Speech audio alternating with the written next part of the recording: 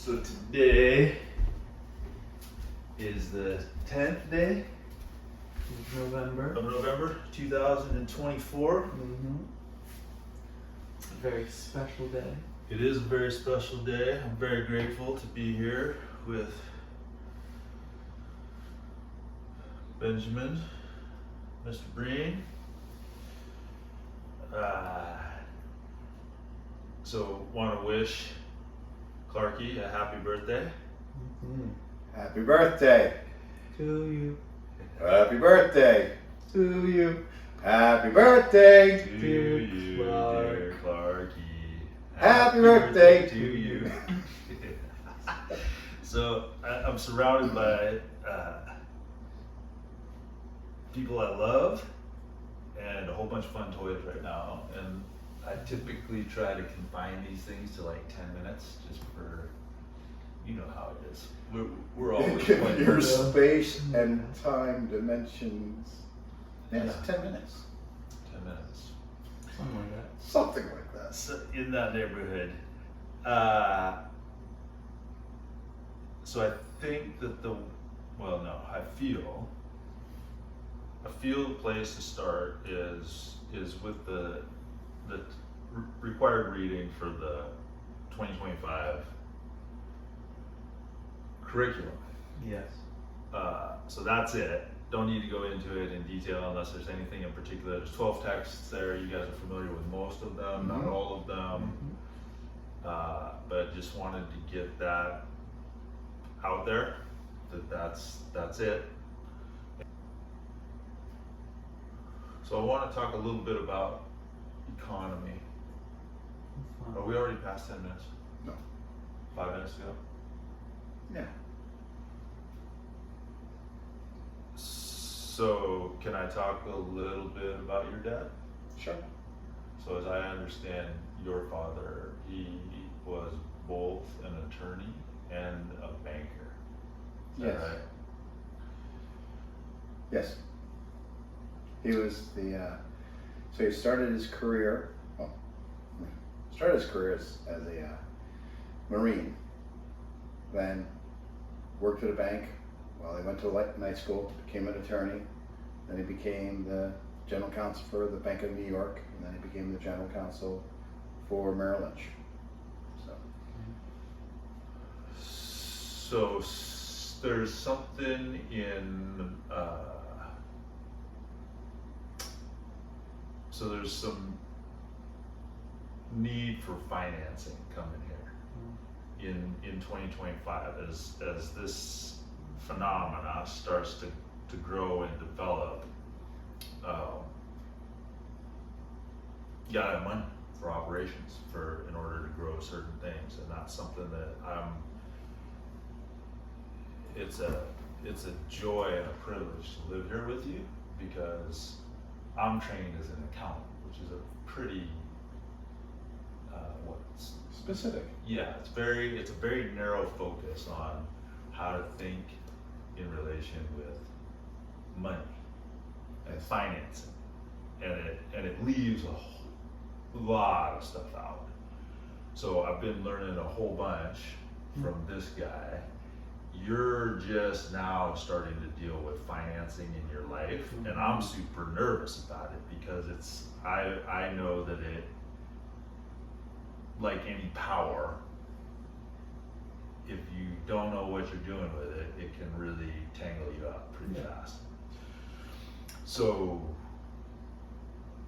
And even if you do know what you're doing with it, it can tangle you up pretty fast. well, any power. So that's the tension. So you and I talk about, well, I've talked about it a lot with you guys, tension, friction, flow. Yep. So we play in tension. We play in the Earth's gravitational field with our bodies at our peril all the time. And the way that you do that, the way that I experience doing that, is in a healthy, playful tension. And cognizant of the law of gravity. If you're gonna Well, play yeah, the game, and know then the here, rules helps. can I do something gesturally with you guys Sure. right now? Like that, don't worry, I'm not gonna do anything. But so there's a tension leverage. here in 3 different bodies. Pull them apart.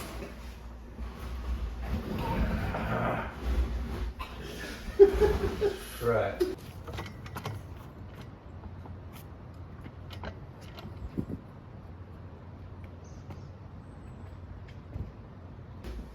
So that tension, if you're properly appreciating it subtly through careful attention to the sensations in the body, like we're hyper aware of what's going on around us all the time and within us all of the time.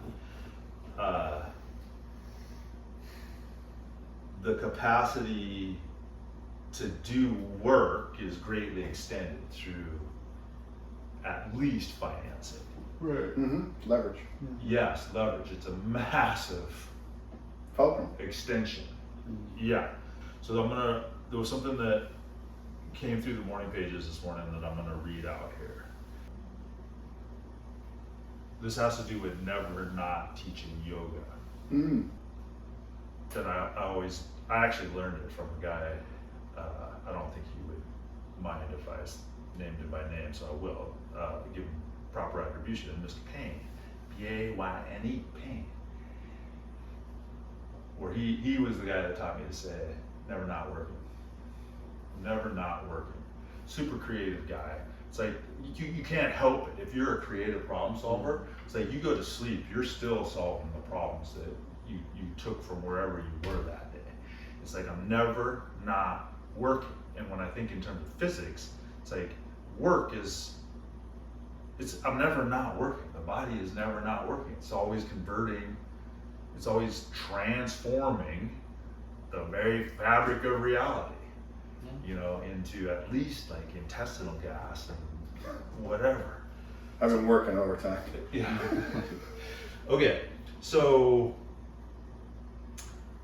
on Crawford Built Adventures here, the 2025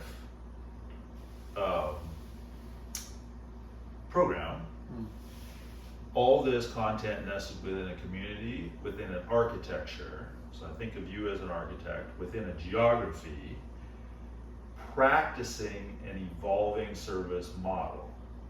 So we've talked about the foundation, the properties, and the adventures that consciously acknowledges and appreciates the global and astronomical economy, while definitely involving motorcycles and evolved with play. Excellent. So I had to get the economies in there. I don't know if there's anything that you guys want to pick up on there. I think I've planted enough seeds in this little bit. Does it need to be said? Does it need to be said by me? Does it need to be said by me now? Yeah. Okay. Beautiful. There you go. That's a close enough approximation. So I've been running my mouth now for well over 10 minutes. You guys got anything to say? I'm also tickled by the never not double negative because it's also an absolute statement, but it's not contrasted, but it's tilted just a little bit because it's still an absolute statement, but you're never not. So it's a negative of an absolute statement, which is something just grammatically speaking, it's playful. Space-time continuum. That's right. I mean, that's what you're doing when you talk about the never not. You're going into terms you like to use. You're going into a metaverse concept of, well, wait a minute, am I? Yes, no. That's what's beautiful about it. All right. I always bring in the astrological component of the conversation. Astrological. You put the term in there. I said astronomical. Oops. Okay, is there any way that we can possibly tie this off, anchor it in a coherent fashion? Happy birthday. Happy birthday, Clark. Happy birthday. Aren't you going to do a special roll? I could do a roll. You did the roll. The